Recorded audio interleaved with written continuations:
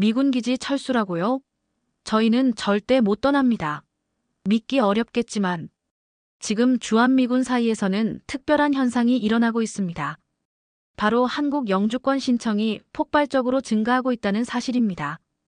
특히 미군 기지 재배치 소식이 전해진 이후로는 이런 움직임이 더욱 가속화되고 있죠. 법무팀 친구 말로는 영주권 상담 예약이 3개월 넘게 대기 중이라고 합니다. 처음 한국에 발령받았을 때만 해도 저는 이곳을 떠날 날만 손꼽아 기다렸습니다. 매운 음식은 목구멍을 타고 한국어는 외계어처럼 들렸으며 빽빽하게 들어선 아파트 단지들은 숨이 막힐 정도였으니까요. 그랬던 제가 지금은 한국 영주권을 신청하고 영원히 이곳에 머물 계획을 세우고 있습니다. 도대체 무슨 일이 있었던 걸까요? 안녕하세요. 저는 평택 캠프 험프리스에서 근무 중인 마이클 하퍼 상사입니다. 미 공군에서 정보통신 기술자로 일하고 있지만 곧 전역을 앞두고 있습니다. 지난 5년간 한국에서 근무하면서 제 인생에 완전한 변화가 일어났고 그 변화가 저만의 특별한 이야기는 아니라는 걸 알게 되었습니다. 많은 주한미군들이 저와 비슷한 경험을 하고 있고 비슷한 결정을 내리고 있습니다. 미군 기지 재배치 소식이 전해진 후 기지 내 분위기는 명확하게 둘로 나뉘었습니다.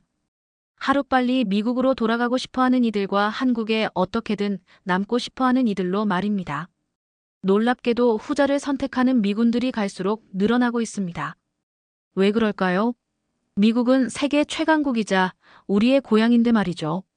그 이유를 알게 된 것은 제가 직접 경험한 일들 때문이었습니다.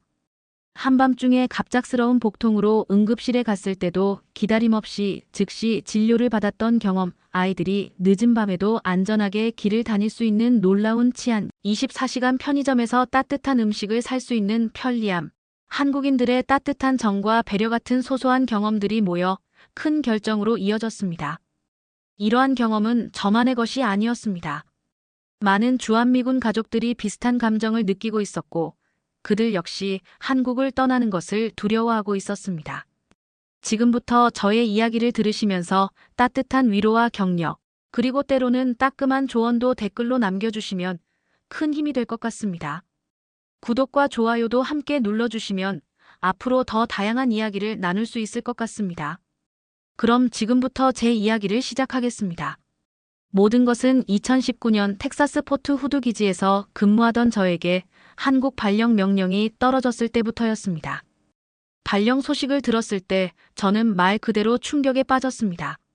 아내 제니퍼와 두 아이들, 에단과 소피아는 텍사스에서의 삶에 완전히 적응해 있었고 저 역시 마찬가지였습니다.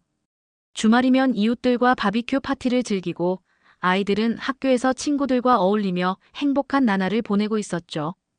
그런데 갑자기 지구 반대편으로 이사를 간다니 처음에는 받아들이기 힘들었습니다. 아내는 울음을 터뜨렸고 아이들은 혼란스러워했습니다. 특히 15살이던 에다는 한국에 대한 거부감을 노골적으로 드러냈죠. 아빠, 저 거기 안 가요. 친구들도 다 여기 있고 농구팀도 있잖아요. 한국은 어디에 있는지도 모르겠어요. 소피아는 12살이었지만 똑같은 반응이었습니다.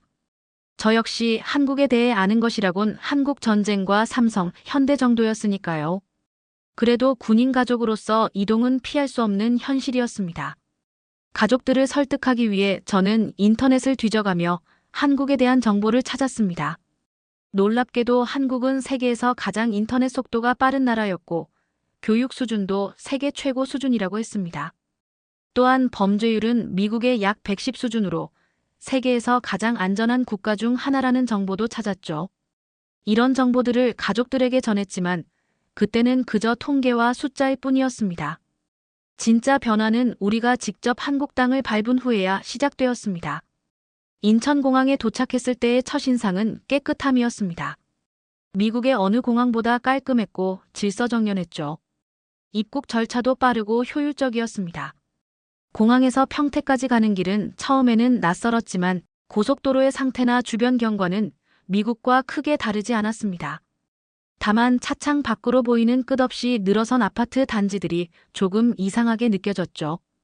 미국에서는 주로 단독주택에 살았던 우리 가족에게 아파트 생활은 큰 변화였습니다. 평택 캠프 험프리스에 도착해 배정받은 숙소는 예상보다 훨씬 좋았습니다. 새로 지어진 기지라 시설도 깨끗했고 가족용 숙소도 넓고 편안했죠. 하지만 기지 밖으로 나가는 순간 모든 것이 낯설고 어려워졌습니다. 언어 장벽은 정말 높았습니다.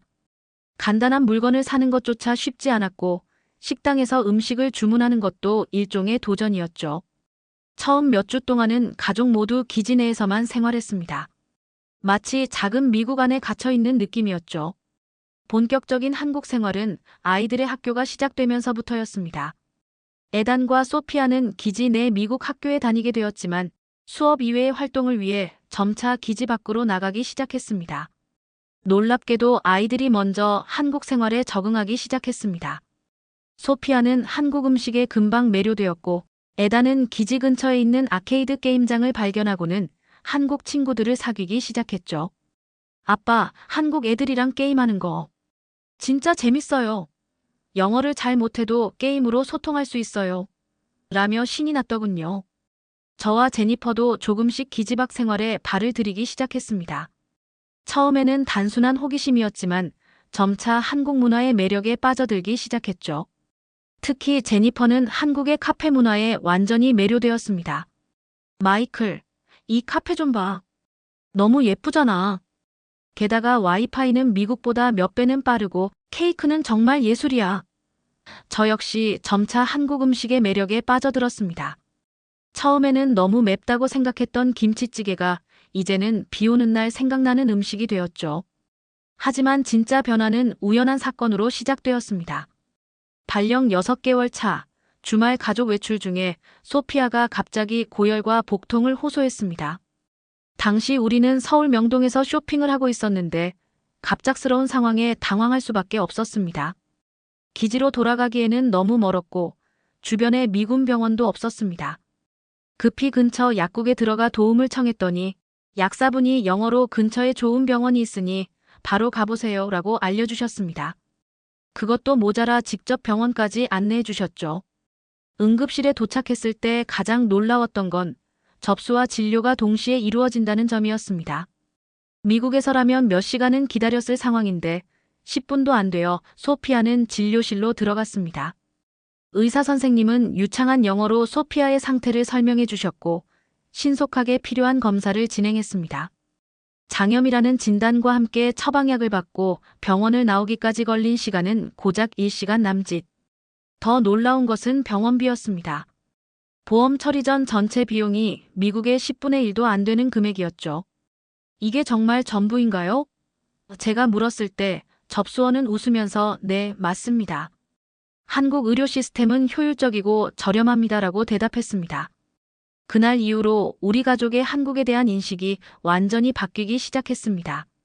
소피아의 병원 경험은 우리 가족에게 한국 의료 시스템의 우수성을 직접 체험한 첫 사례였습니다. 그 후로도 여러 차례 한국 병원을 이용할 기회가 있었는데 매번 놀라움의 연속이었습니다. 특히 제가 겪은 일은 더욱 충격적이었죠. 기지에서의 훈련 중 어깨를 다쳐 MRI 검사가 필요했는데 미군 병원에서는 2주 후에나 예약이 가능하다고 했습니다. 통증이 심해 기다릴 수 없었던 저는 한국 병원을 찾았고 당일 MRI 검사를 받을 수 있었습니다. 더 놀라운 건 검사 결과를 바로 받아볼 수 있었다는 점이었죠. 미국에서는 상상도 할 수 없는 일입니다. 저는 의사에게 이렇게 말했고 그는 웃으면서 한국에서는 일반적인 일입니다라고 대답했습니다. 의료진의 전문성과 첨단 의료 장비, 그리고 효율적인 시스템이 완벽하게 조화를 이루고 있었죠. 물리치료사 김민준 씨와의 만남도 특별했습니다. 그는 단순히 치료만 하는 것이 아니라 제 상황에 진심으로 관심을 가져주었습니다.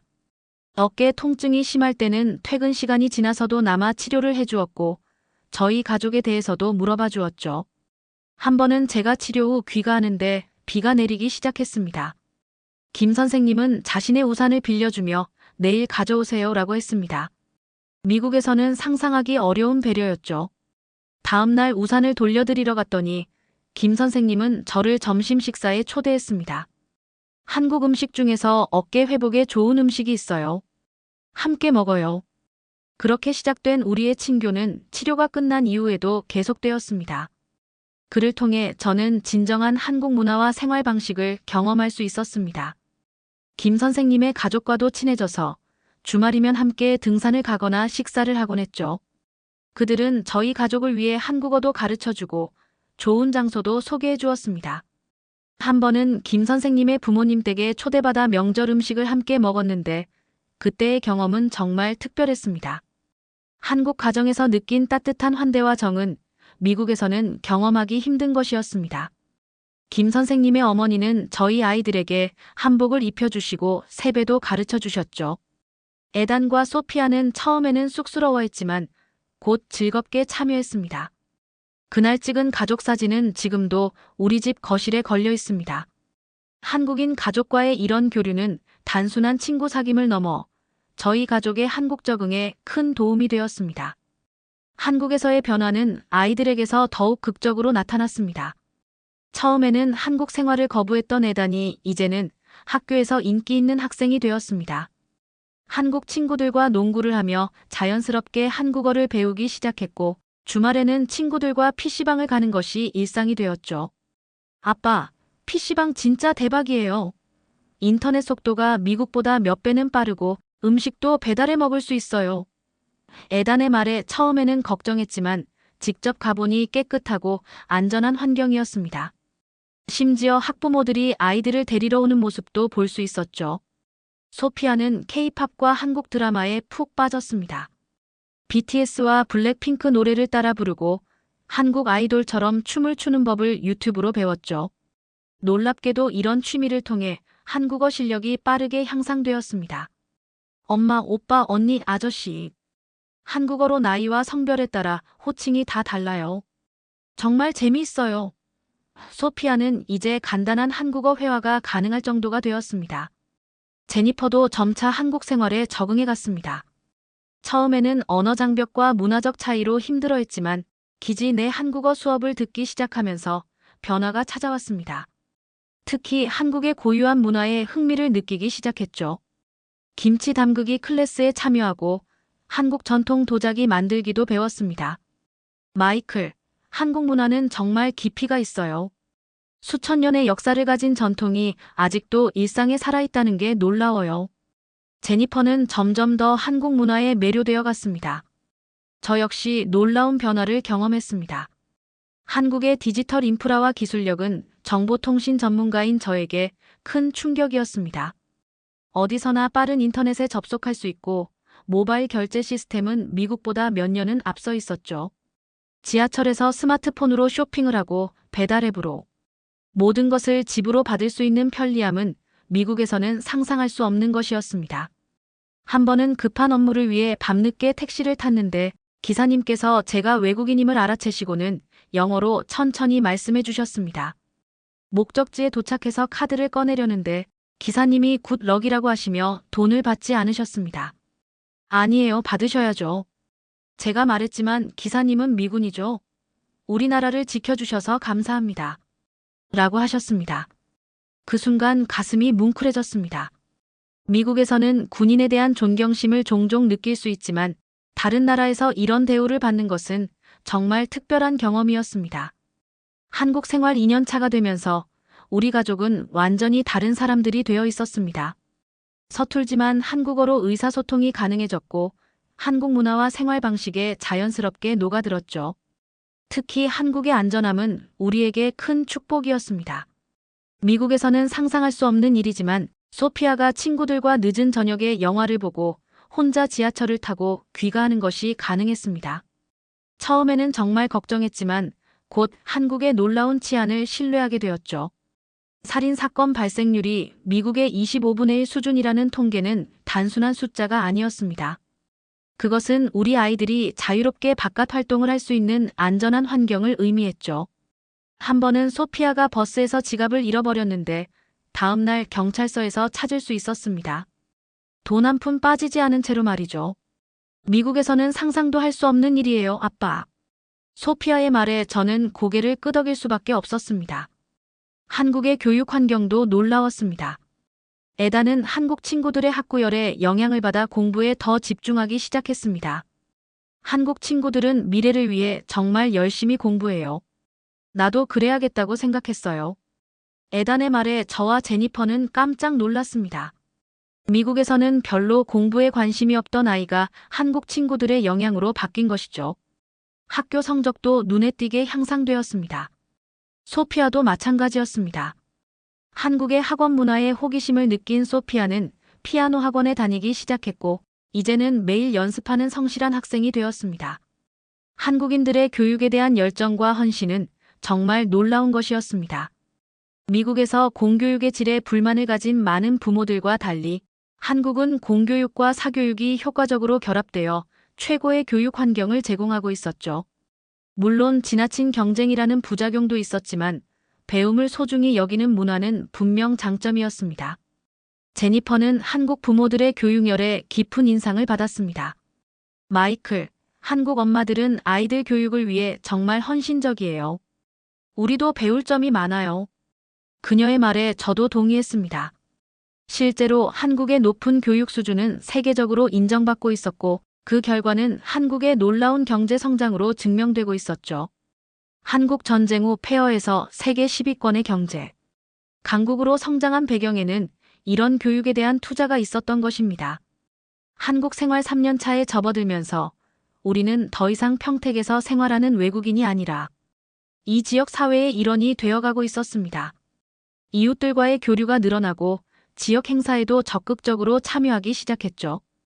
김 선생님의 소개로 알게 된 이웃들은 우리 가족을 마치 오랜 친구처럼 대해주었습니다. 미국에서는 이웃과 인사만 나누는 경우가 대부분이었는데 한국에서는 이웃들과 음식을 나누고 서로의 집을 방문하며 아이들을 함께 돌보는 문화가 남아 있었습니다. 특히 우리 옆집에 사는 박할머니는 소피아와 에단을 친손주처럼 아껴주셨습니다. 등교하는 아이들을 위해 매일 아침 떡이나 과일을 챙겨주시고 주말이면 맛있는 반찬을 가져다 주셨죠. 미국 할머니도 이렇게 손주를 사랑하나요? 라고 물으시던 박 할머니의 질문이 아직도 생생합니다. 한 번은 제니퍼가 감기로 몸살이 났는데 박 할머니께서 보약이라며 직접 삼계탕을 끓여오셨습니다. 미국 약은 좋지 않아요. 이거 먹으면 금방 나아요. 할머니의 말씀대로 정성이 담긴 삼계탕을 먹고 제니퍼는 빠르게 회복되었죠. 이런 작은 정성과 배려가 모여 우리는 점점 더 한국의 애착을 느끼게 되었습니다. 지역 축제나 행사에도 적극적으로 참여했습니다. 평택시민체육대회에 미군 가족으로 참가했을 때는 많은 주민들이 환영해 주셨고 우리를 위해 특별히 영어 안내 자원봉사자도 배치해 주셨습니다. 에다는 줄다리기 팀에 합류했고 소피아는 떡매치기 체험을 했습니다. 처음 보는 활동이었지만 현지 주민들의 도움으로 금방 적응할 수 있었죠. 저와 제니퍼도 음식 부스에서 한국 주민들과 함께 음식을 나누며 즐거운 시간을 보냈습니다. 특히 기억에 남는 건 우리 가족이 김치찌개 만들기 대회에 참가해 준우승을 차지한 일이었습니다. 비록 한국인이 아니었지만 우리의 열정을 인정해 주신 심사위원들과 관중들의 박수는 잊을 수 없는 순간이었습니다. 미국인이 이렇게 맛있는 김치찌개를 만들다니 대단하네요. 라는 칭찬에 가슴이 뿌듯했습니다. 이런 경험들이 모여 한국은 더 이상 단순한 근무지가 아니라 제2의 고향으로 느껴지기 시작했습니다. 무엇보다 중요한 건 아이들이 한국을 자신의 집처럼 여기기 시작했다는 점이었습니다. 아빠, 우리 미국으로 돌아가야 해요? 라는 소피아의 질문에 저는 무슨 말을 해야 할지 몰랐습니다.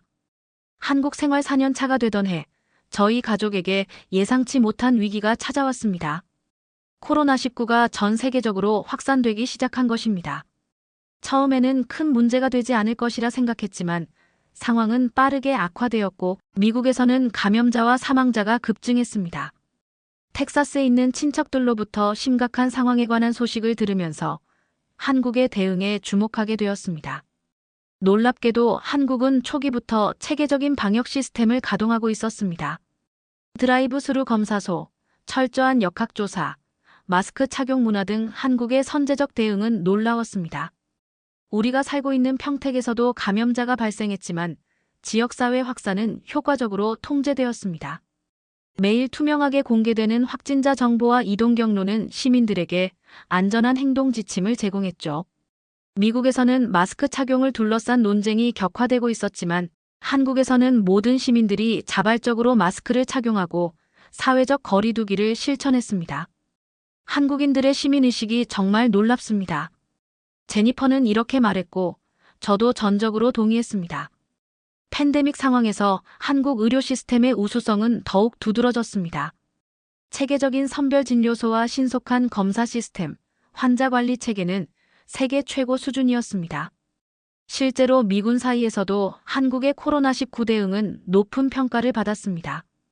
기지 내에서도 한국식 방역 시스템을 적극 도입했을 정도니까요. 특히 인상적이었던 건 어려운 시기에도 한국 사회가 보여준 결속력이었습니다. 소상공인들을 돕기 위한 캠페인이 자발적으로 일어났고 이웃들끼리 서로 도우며 위기를 극복하려는 모습이 곳곳에서 보였습니다. 택배기사나 의료진을 위한 응원 메시지와 간식이 전국적으로 확산되었고 모두가 힘든 시기를 함께 이겨내려는 공동체 의식이 강하게 느껴졌습니다. 우리 아파트에서도 관리사무소 직원들과 주민들이 함께 공용 공간을 소독하고 노약자 가정에 마스크와 손 소독제를 나누어주는 모습을 볼 수 있었습니다. 박할머니는 어려운 시기임에도 매주 직접 만든 김치와 반찬을 나눠주시며 힘내요. 우리 함께 이겨요라고 말씀하셨습니다. 이런 경험들은 미국에 있는 가족들에게 전화로 전하기도 했습니다. 여기서는 모든 사람들이 서로를 돕고 있어. 정부의 지침도 투명하게 공개되고 시민들도 적극적으로 협조하고 있어. 하지만 미국에 있는 친척들은 이런 이야기를 믿기 어려워했습니다. 미국에서는 마스크 착용 자체가 정치적 논쟁이 되고 있었으니까요. 팬데믹 기간 동안 우리 가족의 한국 생활은 오히려 더 깊어졌습니다. 한국의 효율적인 방역 시스템 덕분에 일상생활의 제약이 상대적으로 적었고 아이들도 온라인 수업과 등교 수업을 병행하며 학습을 지속할 수 있었습니다. 미국의 친구들과 통화할 때마다 느끼는 차이점은 컸습니다.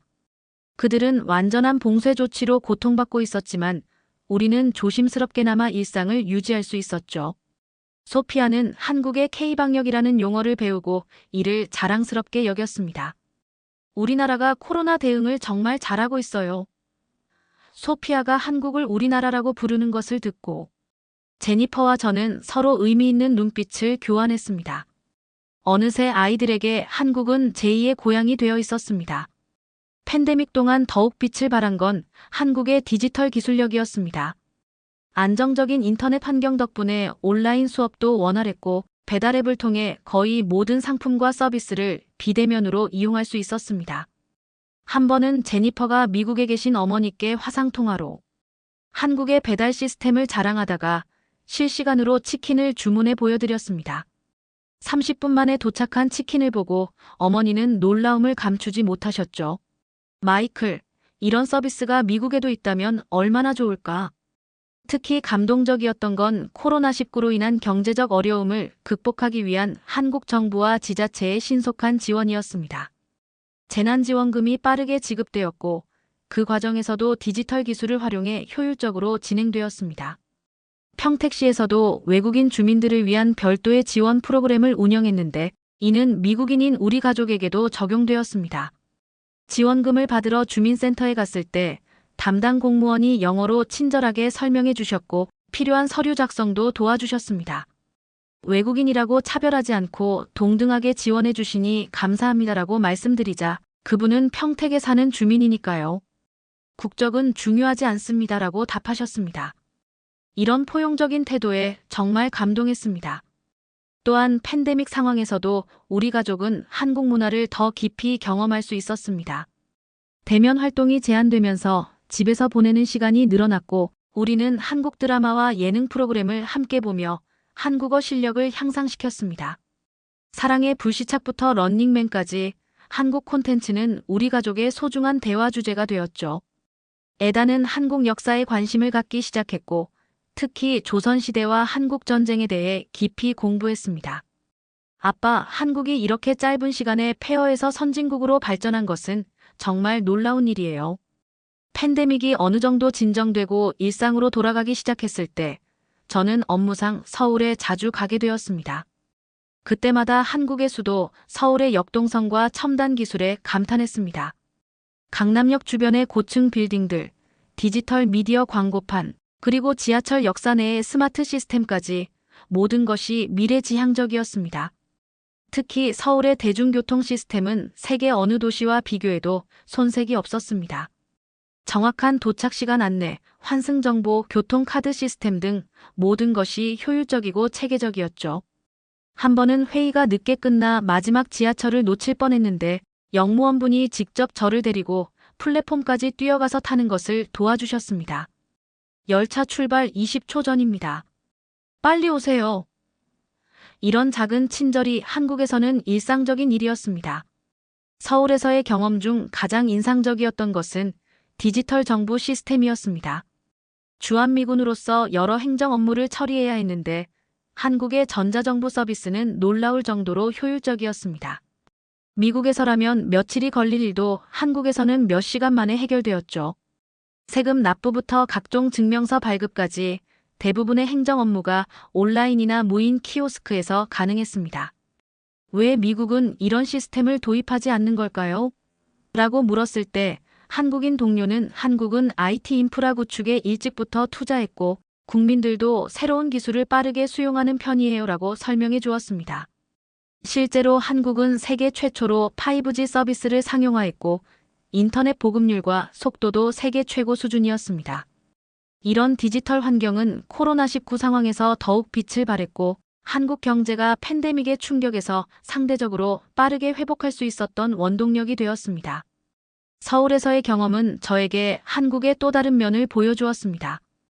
평택의 따뜻한 정과 전통적인 분위기와는 달리 서울은 글로벌 도시로서의 세련됨과 역동성을 갖추고 있었죠. 하지만 그 속에서도 한국 특유의 정서와 문화가 살아 숨쉬고 있었습니다. 첨단 기술 속에서도 전통시장과 고궁이 공존하고 현대적인 카페 옆에 수십 년 된 국수집이 자리 잡고 있는 모습이 인상적이었습니다. 한국은 전통과 현대가 조화롭게 공존하는 나라였습니다. 그리고 이런 한국의 모습은 미래에 대한 희망과 가능성을 보여주는 것 같았습니다. 한국 생활 5년 차에 접어들면서 저희 가족에게 중요한 결정의 시간이 다가왔습니다. 재군 복무 기간이 끝나가고 있었고 미국으로 귀국할지 한국에 정착할지 선택해야 했습니다. 이미 마음속으로는 답을 정해놓고 있었지만 가족 회의를 통해 모두의 의견을 듣고 싶었습니다. 주말 저녁 우리는 식탁에 모여 앞으로의 계획에 대해 이야기를 나누었습니다. 여러분의 솔직한 생각을 듣고 싶어요. 우리 어디서 살면 좋을까요? 제가 물었습니다. 에단이 먼저 입을 열었습니다. 저는 한국에 남고 싶어요. 미국으로 돌아가면 지금 친구들과 헤어져야 하고 한국어도 잊어버릴 것 같아요. 게다가 서울대에 진학하고 싶은 꿈도 생겼어요.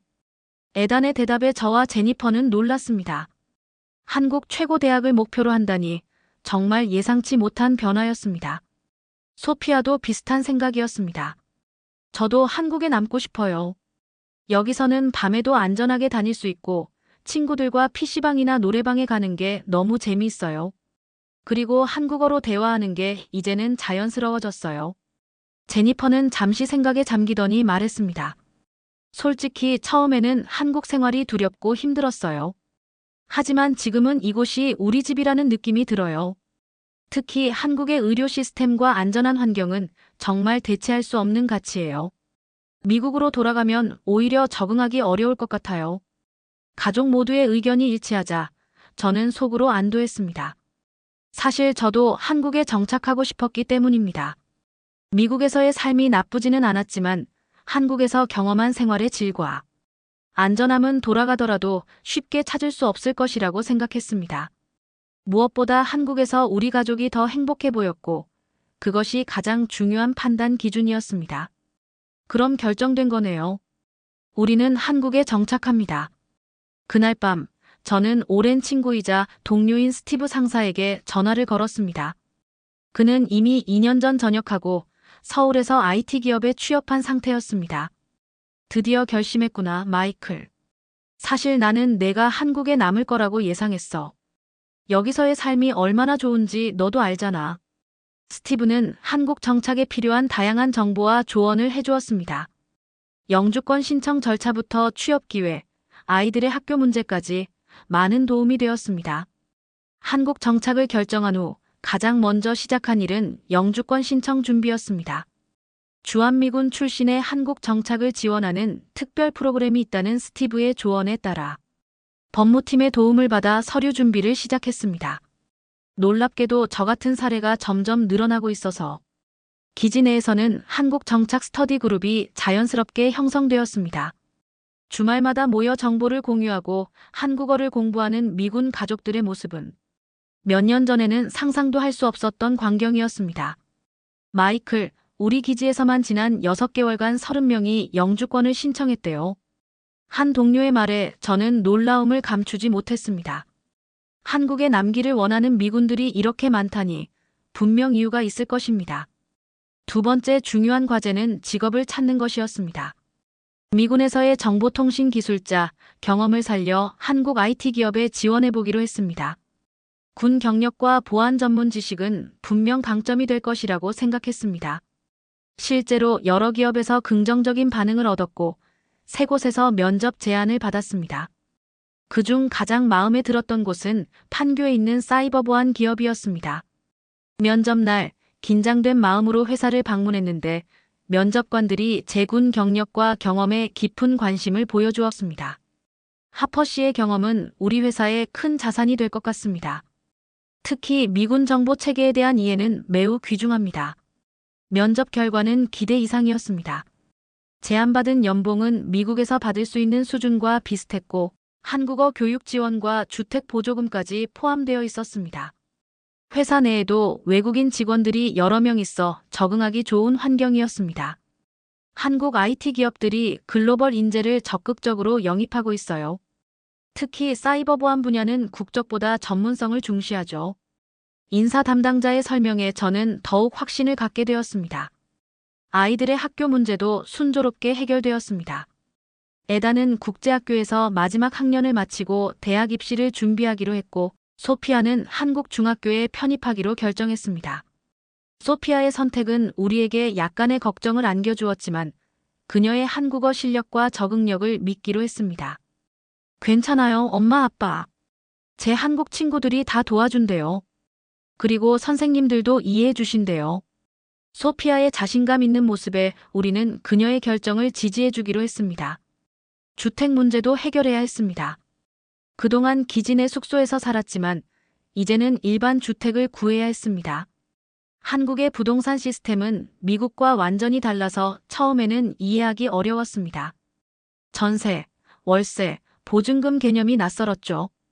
다행히 김 선생님이 부동산 중개소를 소개해 주셨고 친절한 공인중개사님 덕분에 평택 중심부의 좋은 아파트를 구할 수 있었습니다.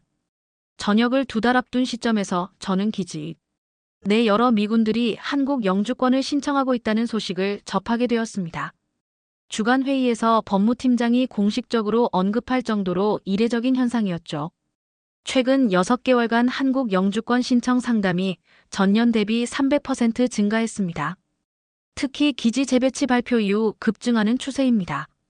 이런 상황을 더 자세히 알아보기 위해 저는 기지 내 설문조사를 진행해 보기로 했습니다.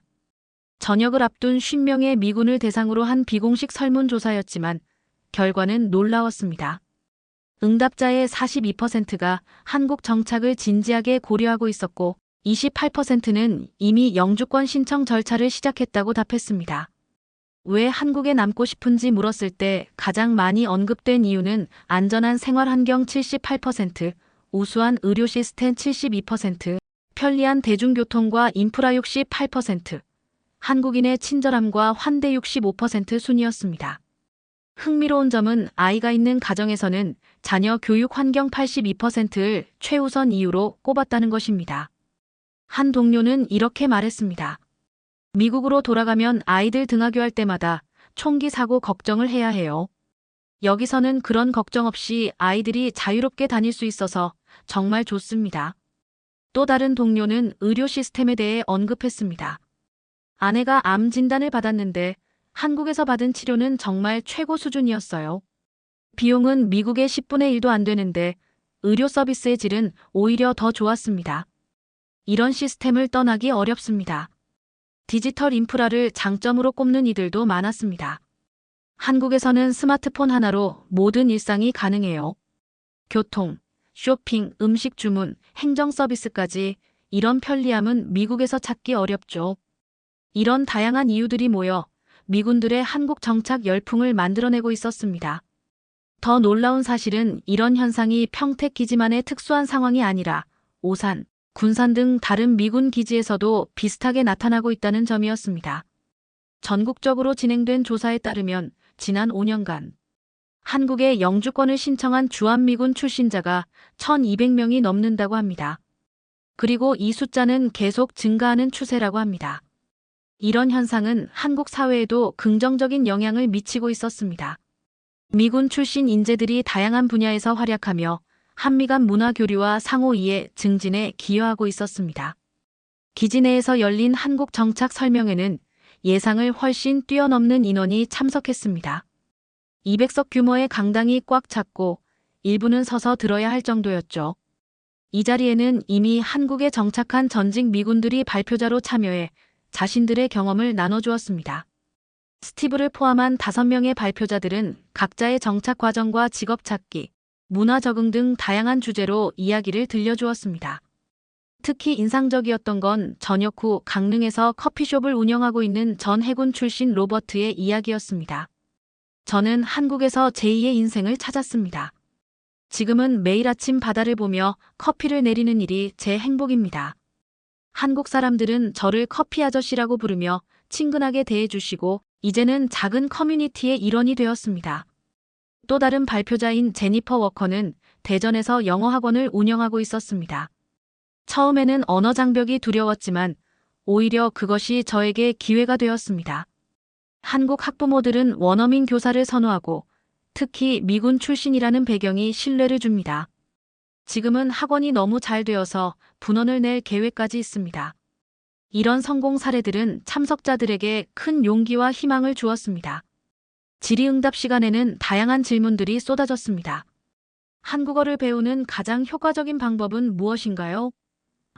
아이들의 학교 적응은 어떻게 도울 수 있나요? 한국인들의 외국인에 대한 인식은 어떤가요? 등의 질문들이 오갔습니다. 특히 많은 관심을 받은 주제는 한국에서의 직업 기회였습니다. 스티브는 이에 대해 자세히 설명해 주었습니다. 한국 기업들, 특히 글로벌 시장을 겨냥하는 기업들은 외국인 인재를 적극적으로 채용하고 있습니다.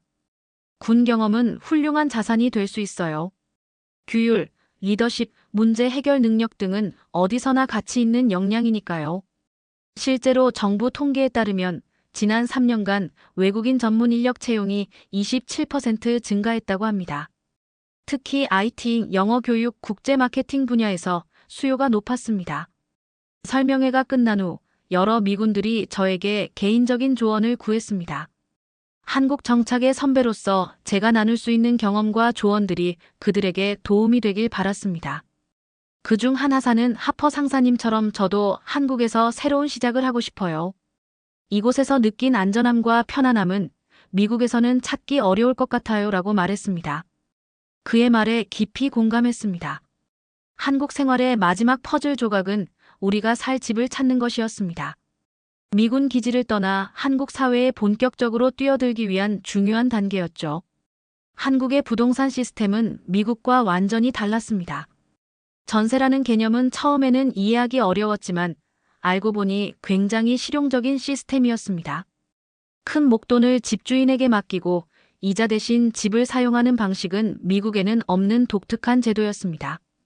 김 선생님의 추천으로 만난 부동산 중개사는 우리 가족에게 딱 맞는 집을 찾아주셨습니다. 평택 신도시에 있는 3베드룸 아파트였는데 초등학교와 중학교가 도보거리에 있고 대중교통 접근성도 좋았습니다. 무엇보다 이웃들이 친절했고 외국인에 대한 거부감이 없었던 것이 큰 장점이었습니다. 계약 과정에서도 중개사님이 세심하게 도와주셨습니다. 외국인이라고 불이익 받지 않도록 제가 잘 챙겨드릴게요. 그분의 말처럼 모든 과정이 공정하고 투명하게 진행되었습니다. 심지어 계약서를 영어로 번역해 주시는 친절함까지 보여주셨죠. 이사 당일, 우리는 한국의 또 다른 문화를 경험했습니다. 이삿짐 센터의 효율성과 전문성은 정말 놀라웠습니다. 미국에서는 며칠 걸릴 일을 단 하루 만에 완벽하게 마쳤으니까요. 더 놀라운 건 이사 후에 이웃들이 보여준 환영이었습니다. 옆집 아주머니께서 떡과 과일을 들고 방문하셨고 아래층에 사시는 할아버지는 직접 담그신 김치를 선물로 주셨습니다. 외국에서 오셨는데 한국 음식 좋아하세요? 그분들의 따뜻한 관심과 배려에 우리 가족은 금방 이 아파트 단지에 적응할 수 있을 것 같다는 확신이 들었습니다. 이사 첫날 밤, 우리는 테이크아웃으로 치킨과 맥주를 시켜 새 집에서의 첫 식사를 즐겼습니다. 한국에서 치맥은 이미 우리 가족의 최애 음식이 되어 있었죠. 한국에서의 새 출발을 위해 건배. 우리는 병맥주를 부딪히며 환하게 웃었습니다. 창밖으로 보이는 평택의 야경은 더없이 아름다웠고 이 순간 우리가 내린 결정이 옳았다는 확신이 들었습니다. 다음 날 아침, 제니퍼는 아파트 단지 내 커뮤니티 센터를 방문했습니다. 그곳에서는 다양한 주민 활동이 운영되고 있었는데 요가 클래스부터 독서 모임까지 생각보다 훨씬 다양했습니다. 제니퍼는 즉시 요가 클래스에 등록했고 주민 봉사 활동에도 참여하기로 했습니다. 한국어를 더 빨리 배울 수 있을 것 같아요. 그리고 이웃들과 친해질 좋은 기회가 될 거예요. 아이들도 빠르게 새로운 환경에 적응해 갔습니다. 에다는 단지 내 농구장에서 또래 친구들을 사귀었고 소피아는 아파트 독서실을 즐겨 찾았습니다. 한국에서의 새로운 시작을 위한 모든 준비가 거의 끝나갈 무렵 저는 판교의 사이버 보안 회사에서 첫 출근을 하게 되었습니다. 미군 생활과는 완전히 다른 기업 문화에 대한 기대와 긴장감이 공존했던 순간이었습니다. 첫날 아침, 정장을 입고 회사로 향하는 지하철에서 다양한 생각이 머릿속을 스쳐 지나갔습니다. 과연 잘 적응할 수 있을까? 한국어 실력이 부족해 동료들과 소통하는데 어려움은 없을까? 하지만 이런 걱정은 회사에 도착하자마자 불필요했다는 것을 깨달았습니다. 회사 로비에서 인사팀 김유진 과장이 환한 미소로 저를 맞이했습니다. 하퍼 씨, 환영합니다. 기다리고 있었어요. 유창한 영어로 인사를 건네는 그녀의 모습에 긴장이 조금 풀렸습니다. 회사 내부는 미국의 IT 기업 못지않게 현대적이고 세련된 분위기였습니다. 개방형 업무 공간, 휴게실, 카페테리아 등 직원들을 위한 다양한 편의시설이 갖춰져 있었습니다. 특히 인상적이었던 건 글로벌 라운지라는 공간이었습니다. 다양한 국적의 직원들이 편안하게 교류할 수 있는 공간으로 영어와 한국어 서적, 각국의 문화를 소개하는 자료들이 비치되어 있었습니다. 우리 회사는 현재 12개국 출신의 외국인 직원들이 근무하고 있어요. 하퍼 씨는 특별히 미군 출신이라 사이버 보안팀에서 많은 기대를 하고 있습니다. 김 과장의 설명에 자부심과 책임감이 함께 느껴졌습니다. 첫 회의에서 만난 팀원들은 모두 친절하게 저를 맞이해 주었습니다. 특히 팀장인 박종훈 부장은 미국에서 유학한 경험이 있어 저와의 소통이 원활했습니다. 하퍼 씨의 군사보안 시스템 경험은 우리 팀의 큰 자산이 될 겁니다. 앞으로 함께 좋은 성과를 내길 기대합니다. 그의 말에 용기를 얻고 첫 프로젝트에 착수했습니다. 미군 정보 시스템 경험을 살려 한국 기업의 보안 취약점을 분석하는 일이었습니다. 미군과 한국 기업의 시스템 차이점을 비교 분석하며 새로운 보안 프로토콜을 제안하는 과정은 도전적이면서도 흥미로웠습니다. 일주일 후 첫 보고서를 제출했을 때 팀원들의 반응은 기대 이상이었습니다. 미군의 체계적인 접근 방식이 정말 인상적입니다. 특히 위협 분석 매트릭스는 우리가 생각지 못한 부분이었어요. 박 부장의 칭찬에 자신감이 생겼고 점차 회사 생활에 적응해 나갔습니다. 한국 기업 문화의 특징 중 하나는 회식이었습니다. 처음에는 낯설었지만 회식을 통해 팀원들과 더 가까워질 수 있었습니다. 특히 술자리에서 오가는 솔직한 대화들은 업무적 관계를 넘어 진정한 팀워크를 형성하는 데 도움이 되었습니다. 회사 생활에 적응해가는 동안 아이들도 새로운 학교 환경에 잘 적응해가고 있었습니다. 에다는 국제학교 마지막 학년을 시작했고 소피아는 한국 중학교에 편입했습니다. 처음에는 소피아의 선택이 걱정됐지만 그녀는 우리의 예상을 훨씬 뛰어넘는 적응력을 보여주었습니다. 엄마, 아빠, 한국 학교 너무 재밌어요. 선생님들도 친절하시고 친구들도 저한테 정말 잘해줘요.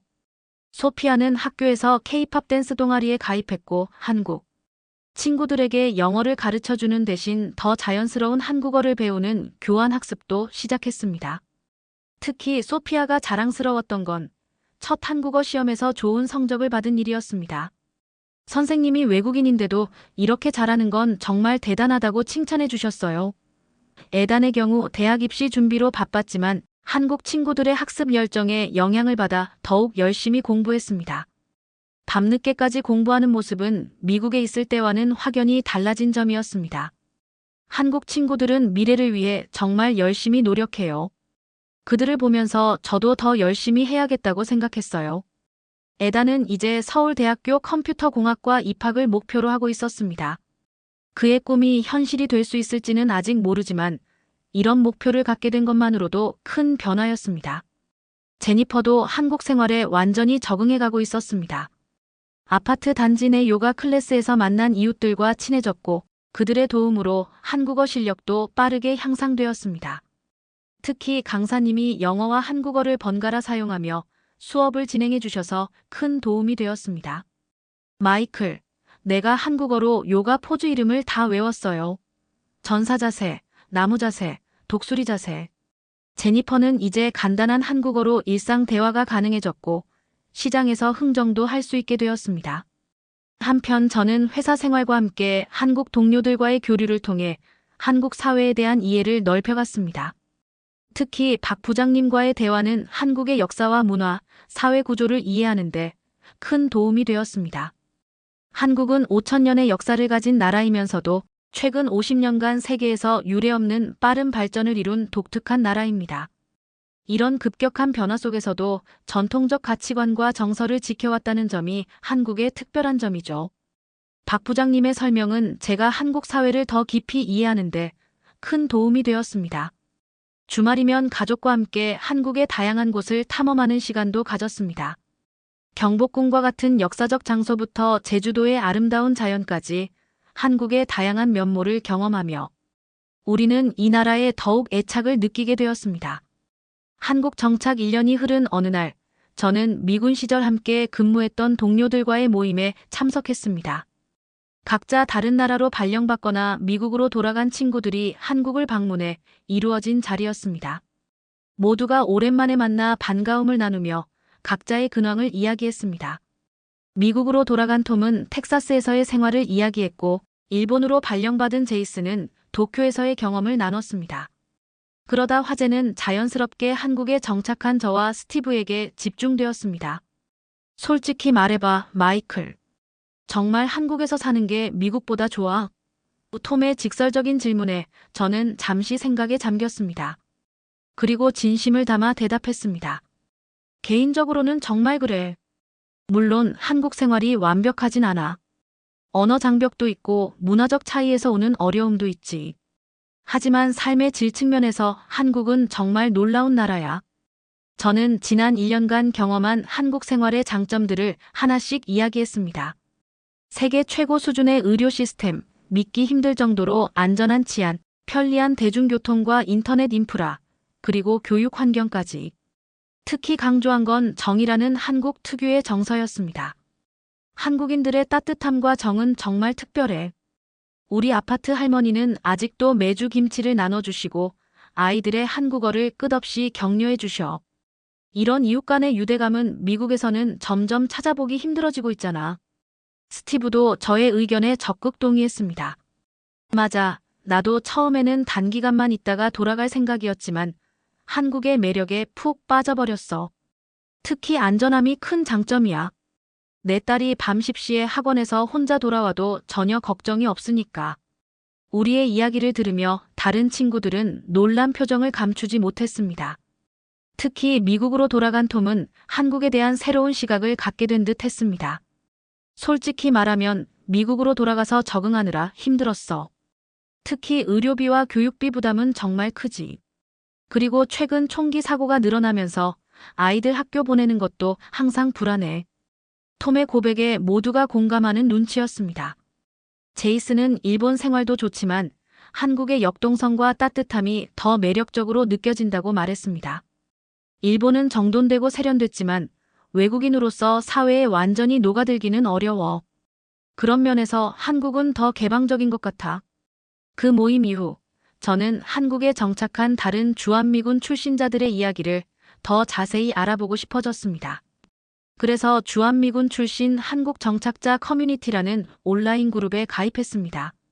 놀랍게도 이 그룹에는 이미 500명이 넘는 회원들이 활동하고 있었고 매주 새로운 회원들이 늘어나고 있었습니다. 그들의 이야기는 각기 달랐지만 한국에 정착한 이유는 비슷했습니다. 서울에서 영어 강사로 일하는 전 육군 하사 제시카는 이렇게 말했습니다. 한국의 교육열은 정말 놀라워요. 학생들의 배움에 대한 진지한 태도, 학부모들의 관심과 지원, 그리고 교사에 대한 존경심까지. 미국에서는 찾기 힘든 교육 환경이죠. 부산에서 레스토랑을 운영하는 전 해병대 출신 데이비드는 한국 식문화의 매력에 빠졌다고 합니다. 한국 음식의 다양성과 건강함, 그리고 식재료의 신선함은 세계 최고 수준입니다. 저는 한국인 아내를 만나 한국 요리를 배우면서 인생의 새로운 열정을 찾았어요. 대구에서 IT 스타트업을 창업한 전 공군 장교 멜리사는 한국의 기술 인프라에 매료되었습니다. 한국은 기술 혁신을 받아들이는 속도가 믿을 수 없이 빠릅니다. 5G 네트워크, 디지털 결제 시스템, 로봇 기술 등 미래 기술이 이미 일상에 깊숙이 들어와 있어요. 이런 환경은 기술 창업가에게 천국이나 다름없죠. 이렇게 다양한 이유로 한국에 정착한 미군 출신자들의 경험담을 들으며 저는 우리의 선택이 결코 특이한 것이 아니라는 사실을 확인할 수 있었습니다. 그들 모두 한국이라는 나라가 제공하는 안전하고 편리한 생활 환경, 높은 수준의 의료와 교육 시스템, 그리고 한국인들의 따뜻한 정을 높이 평가했습니다. 물론 한국 생활이 항상 순탄한 것은 아니었습니다. 복잡한 행정 절차, 아직 남아있는 언어 장벽, 그리고 가끔은 외국인으로서 느끼는 소외감도 있었습니다. 하지만 대부분의 정착자들은 이런 어려움보다 한국 생활의 긍정적인 측면이 훨씬 크다고 입을 모았습니다.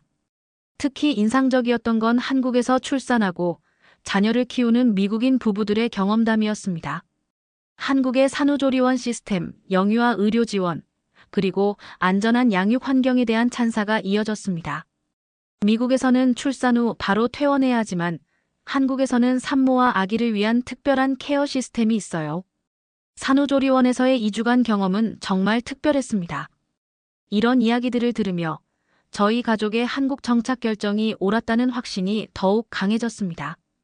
한국 정착 2년 차를 맞이한 지금 저희 가족은 더 이상 이방인이 아닌 한국 사회의 일원으로 완전히 뿌리를 내렸습니다. 에다는 서울대학교 컴퓨터공학과에 합격했고 소피아는 중학교에서 상위권 성적을 유지하며 K-팝 댄스 경연대회에서 상까지 받았습니다. 제니퍼는 지역 커뮤니티 센터에서 영어 회화 강사로 활동하기 시작했고 저는 회사에서 팀장으로 승진했습니다. 이제 우리 가족의 저녁 식탁에는 김치와 된장찌개가 빠지지 않고 한국어와 영어가 자연스럽게 섞인 대화가 오갑니다. 지난 추석에는 이웃들과 함께 송편을 빚었고 설날에는 한복을 입고 세배도 했습니다. 한국의 명절 문화는 이제 우리 가족의 소중한 전통이 되었습니다. 처음 한국에 왔을 때 낯설게만 느껴졌던 모든 것들이 이제는 우리의 일상이 되었습니다. 그리고 이 모든 변화의 중심에는 한국이라는 나라의 특별함이 있었습니다.